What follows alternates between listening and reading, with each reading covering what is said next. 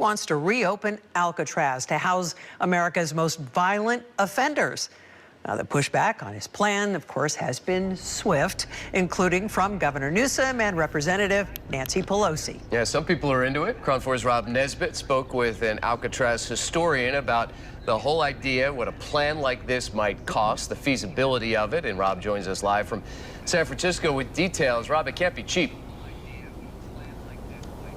It's not cheap. Grant and Vicky, Alcatraz closed in 1963 because of structural problems and how expensive it was to operate. That's why so many people are surprised that President Trump wants to reopen the prison on the Rock. Alcatraz is one of the most popular historical sites in the Bay Area, attracting 1.6 million visitors a year, according to the National Park Service. President Trump has different plans for the island, directing the Bureau of Prisons to rebuild and reopen Alcatraz to house prisoners again. It's long been a symbol, Alcatraz, of whatever it is. I mean, it's a sad symbol, but it's a symbol of law and order. And, it's got quite a history, frankly. Alcatraz was built in the 1930s, and the last prisoner left the island in 1963. Cost of maintenance was a big reason for the closure. It would be daunting. It would be astronomically expensive. John Martini is an Alcatraz historian who worked on the island as a park ranger in the 70s and has since written 4 books on the prison's history. He says a repair estimate came to $5 million the year before Alcatraz closed, equaling about $52 million today. You'd have to add running water, sanitation, heating, electrical. It's all gone. There's some electricity, but not enough to do the island. A ruin that attracts $60 million in revenue a year for the National Park Service. Governor Gavin Newsom, Representative Nancy Pelosi, and State Senator Scott Wiener all say that the island will stay a historical landmark. Ridiculous, absurd idea. It will be so difficult and incredibly expensive to do this. It's like setting taxpayer money on fire. When it comes to the opinions of tourists visiting Alcatraz, the president's proposal was met with both support and criticism.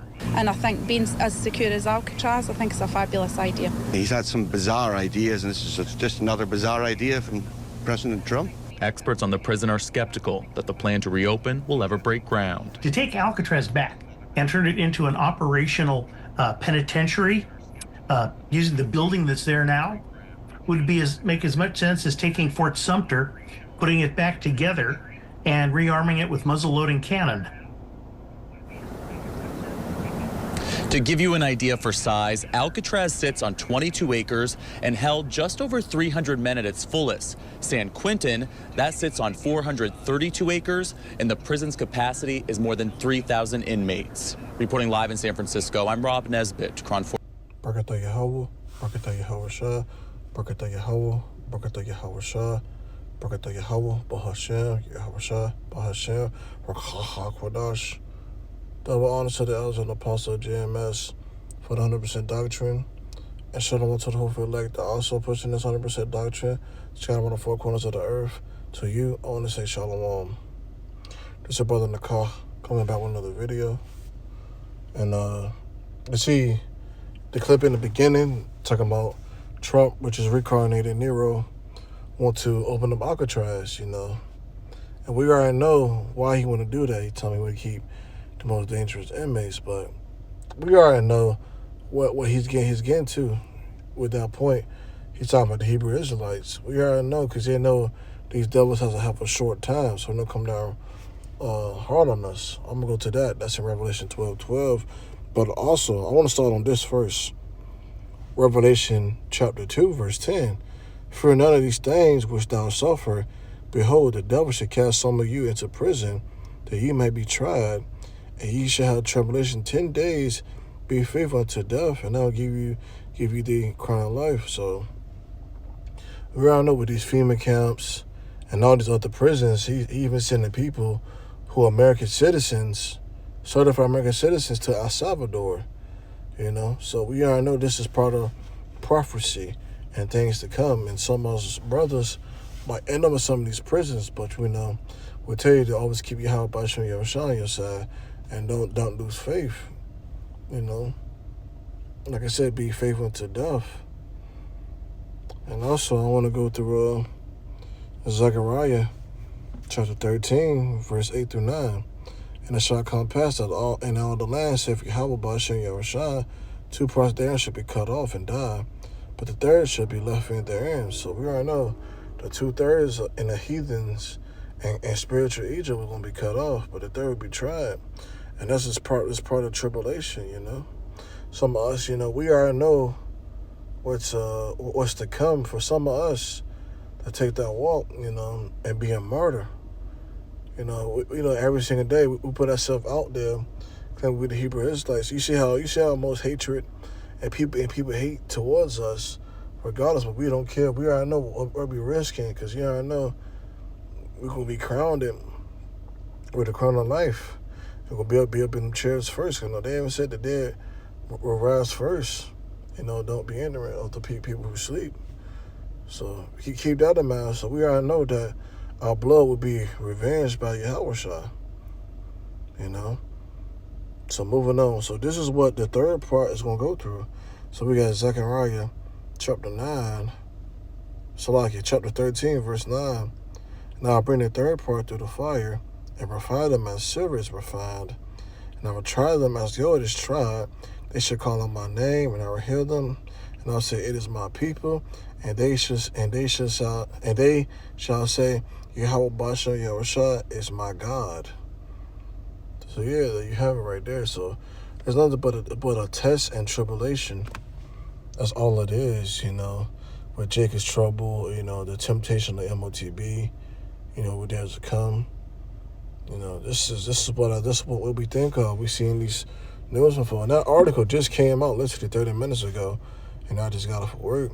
And I just seen it. I said, you know what, let me go ahead and clip it, you know, and go ahead and make a lesson on it real quick, because, you know, the Holy Spirit was on me to make it. So I'm going to read Acts chapter 14 through 22, because even the apostles and disciples back then went through the same thing. The point is in now Acts chapter 14, 22, but I'm just going to read up.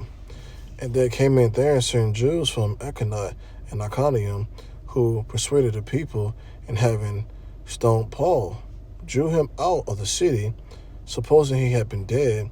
Howbeit, as the disciples stood around about him, he rose up and came into the city. And the next day he departed from Barnabas to Debre.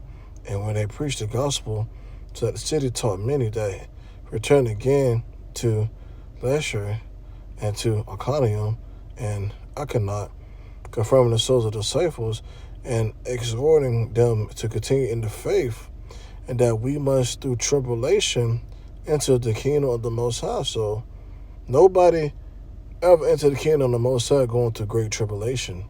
So don't think this is going to be a walk in the park. Yeah, I can go through nothing. I'm going to be fine. You gonna get beat up in the chest and go. No. Like I said, with Jacob's trouble, it's going to be, you know, time it hasn't been seen before, you know.